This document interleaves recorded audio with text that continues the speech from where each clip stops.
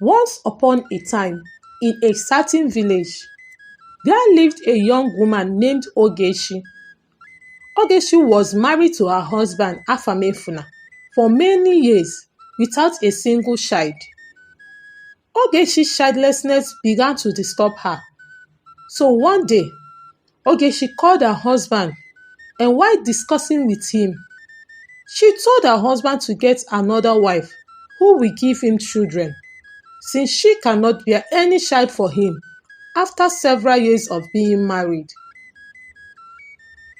She made her husband promise that she will be the one to find a wife for him, for Ogechi was afraid of a strange woman coming into her marriage and coveting her husband's love and care to herself. And for that reason, she chose to find a wife for her husband. After discussing with her husband, Ogechi met with her best friend called Ndidi, whom she tried so hard to convince into becoming her husband's second wife. Ndidi advised Ogechi to wait more before letting her husband marry another wife, but Ogechi will not listen. After much persuasion from her friend, Ndidi decided to give what her friend said a deep thought, and seeing how desperate her best friend was in making her get married to her husband, she agreed to her friend's suggestion.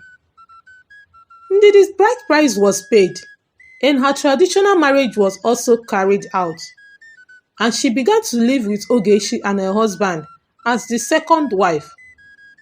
Ndidi, after 2 months of coming in as Ogechi's co-wife, became pregnant.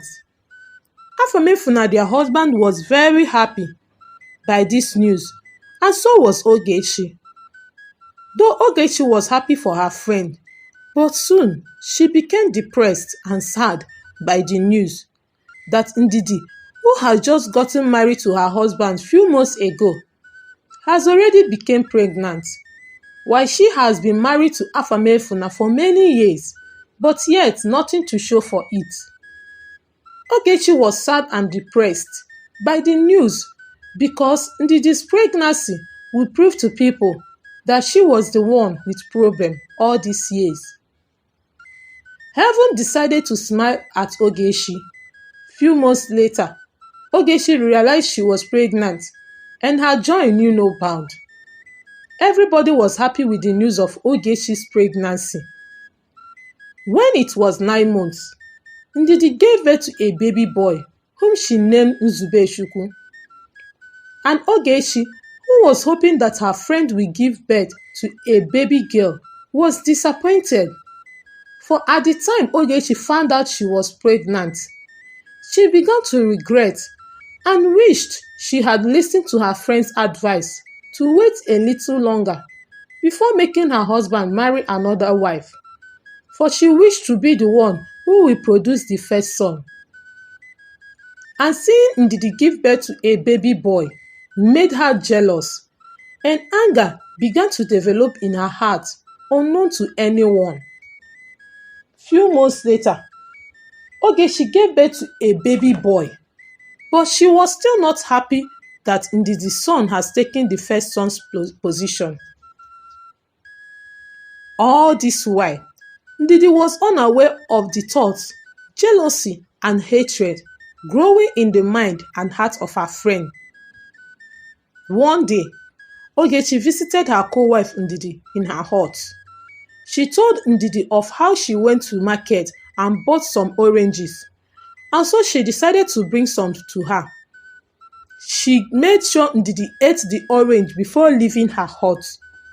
That night, Ndidi developed a severe headache, and before she could be taken to a herbalist, Ndidi became mad due to the severe headache which has now affected her brain.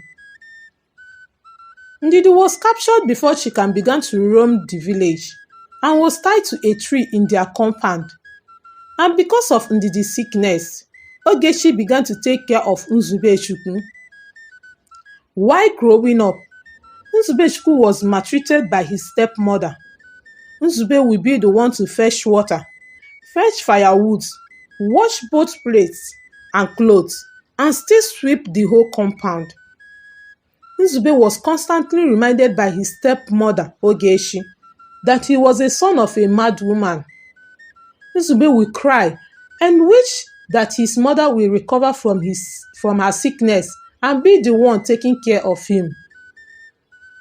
Ogechi, who was not happy with Nzube simply because he was the firstborn, began to think of a way to kill him.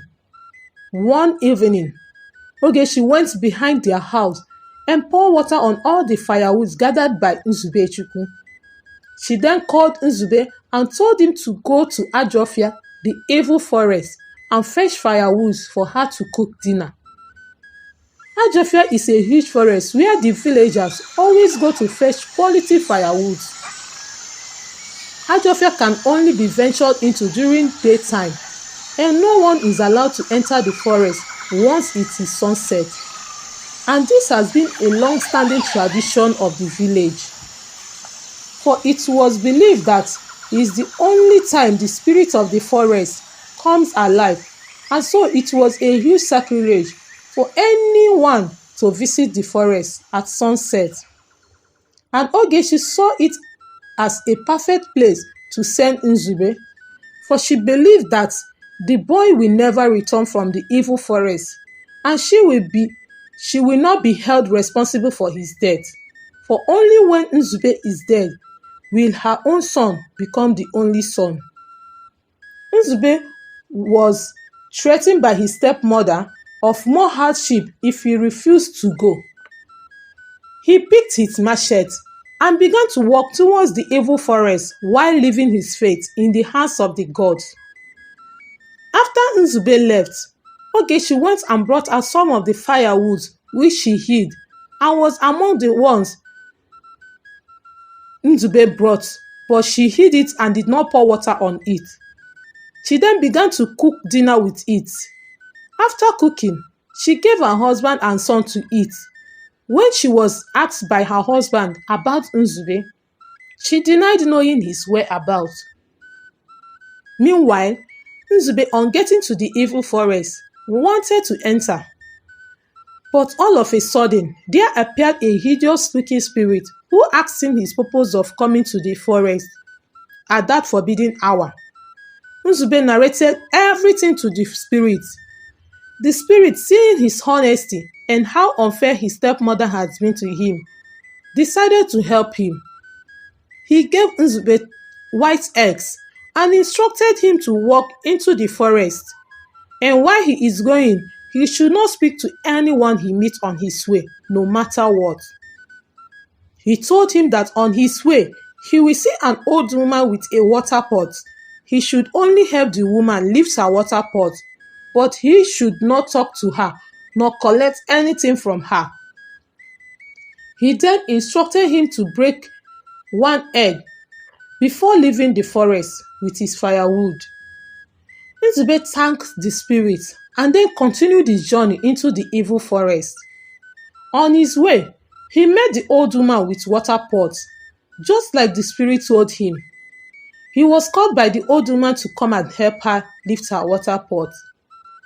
Nzube, without hesitating, helped the woman, and as he wanted to continue his journey, the old woman offered him a box of gold. But Nzube, remembering the instruction from the spirit, rejected the old woman's gift. When he got to an iroko tree, he began to gather his firewood. When he was through gathering his firewood, he broke one of the eggs as instructed by the spirit. Immediately, Nzube disappeared from the forest and then appeared outside of the forest. The spirit whom he met before going into the forest appeared to him and then instructed him to go home and break the remaining egg. When Nzube got home, his father, who has been waiting for him, was glad, but Ogechi, seeing Nzube return from the evil forest alive, was not happy. Nzube dropped his firewood, and then at the presence of everyone, he broke the remaining egg. Immediately, there appeared many riches. Not only did Nzube become rich, his mother, who has been mad for many years, instantly became well again. Nzube told everyone of how his stepmother sent him to fetch firewood at the evil forest at that late hour, but he was helped at the evil forest by a spirit. Ogechi denied sending Nzube into the forest to fetch firewood. Everybody except Ogechi was happy that he came back alive and that his return has brought healing to Ndidi. Ogechi was not happy with the turn of events. She never expected Nzube to return, and to her disappointment, he did not only survive the evil forest, but he came back with many riches. Out of jealousy, on the next day, towards sunset, Ogechi called her son. She then sent him to go and fetch firewood at the evil forest. Her son refused to go, for he has never done any house chores in his life. But Ogechi reminded him of all the good things Nzube brought back from the evil forest. Out of greed, he left for the evil forest. He met the same hideous spirit that Nzube met. When the spirit asked him his purpose of visiting the forest at that hour, he laughed and mocked the spirit for his hideous rule. He told the spirit that he's only here to collect his own wealth. The spirit, who was not pleased by his rudeness, still went ahead to give Ogechi's son white eggs. He then instructed him to break one egg before leaving the forest, and also warned him not to speak to anyone he meets inside the forest. He told him to help the old woman he will meet on his way, but he should refrain from talking to her nor accepting any gift from her. Ogechi's son began his journey into the forest. On his way, he saw an old woman with a water pot. When he wanted to pass the old woman, she called him and asked him to come and help her. But instead of helping the old woman, he insulted and mocked her for her ugliness, forgetting he was instructed not to talk to anyone inside this forest. The old woman was not offended by his insults and mockery. She offered him a box, and he immediately took it from her, thinking that it was a box of gold. After accepting the box from the old woman, Ogechi's son broke one of the eggs without even bothering about the firewood he came to gather. For he thought to himself, why go further to look for firewood when he has already gotten a box of treasure from the old woman? After breaking the egg, he then found himself in his father's compound, with only his mother waiting for him outside the hut. For Ogechi purposely did not inform anyone of her son's whereabouts, for she wanted to keep all the riches her son will bring to herself.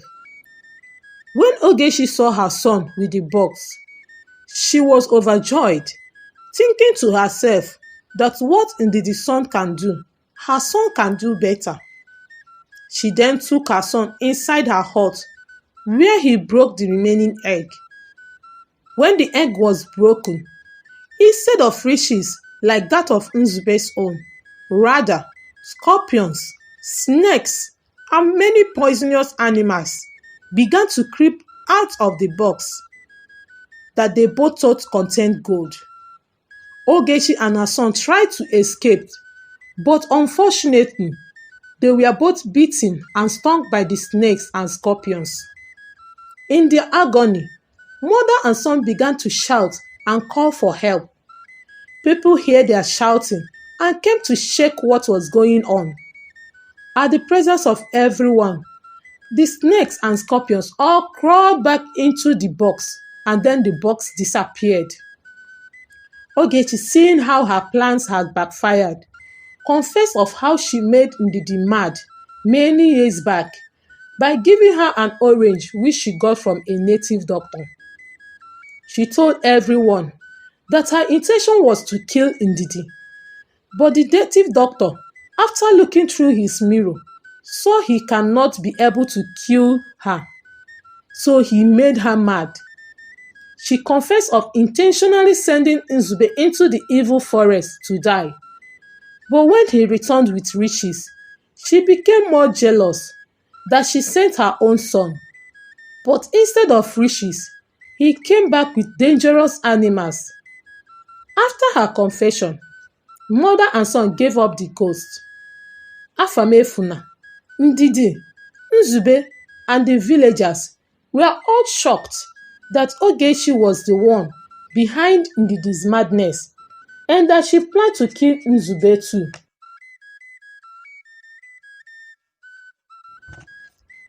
Ogechi's dead body and that of her son were both carried and was thrown into the same evil forest without a proper burial. For according to the custom and tradition of their village, any death caused by the evil forest will be thrown away into the evil forest. And that was how Ogechi allowed jealousy, envy, and bitterness to destroy her life and that of her son.